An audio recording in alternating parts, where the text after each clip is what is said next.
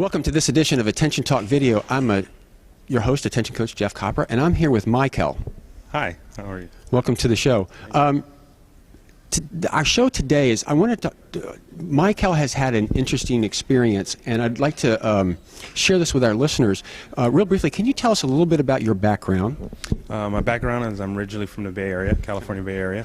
I got in trouble when I was younger and then went through life undiagnosed with ADHD. Ran into trouble in school, got suspended for different things, and traffic tickets as an adult. Struggled through college, struggled through school, struggled through sports, just mainly not aware of what was going on with some of my thoughts and impulses.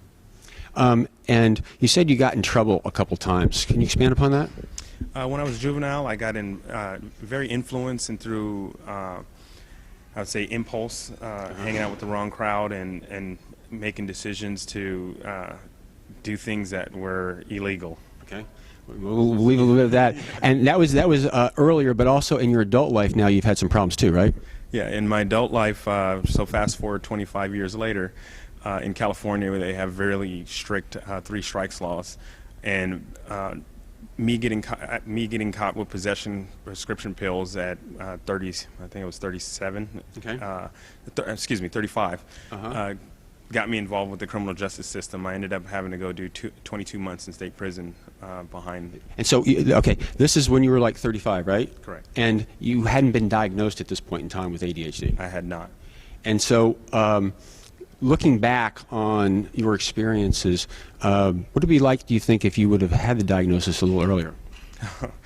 My whole life would have been different. A lot of if I would have had the diagnosis as a child, a lot of the impulse decisions that I made, I wouldn't have made.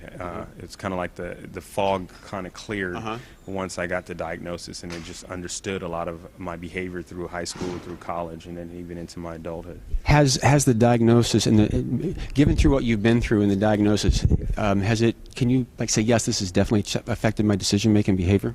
Absolutely. I'm with no doubt convinced that it's completely my ADHD that caused a lot of the hardships that I had through. And now that I have the diagnosis, there's a label, and now I know what it is. I struggled with trying to identify, do I have PTSD?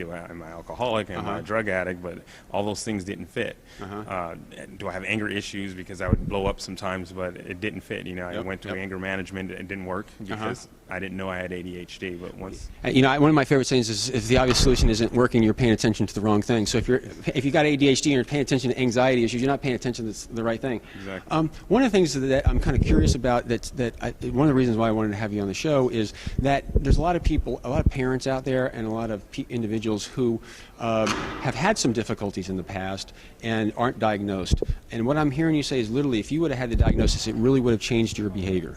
Absolutely. I think a lot of times for parents, we will, and I have a 19-year-old son, will discipline the behavior and not understand where the behavior is coming from.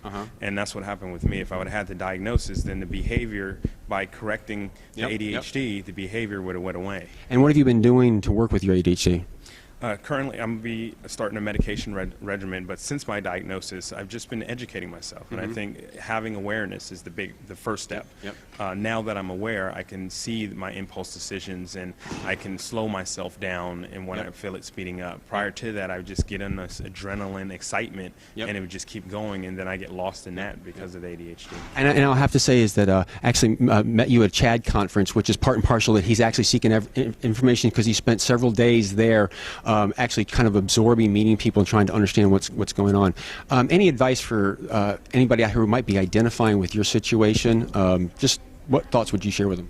I would say continue to make yourself aware, educate yourself, educate yourself, educate yourself, and then spread your story, tell your story, because that's the biggest part in finding help and helping others.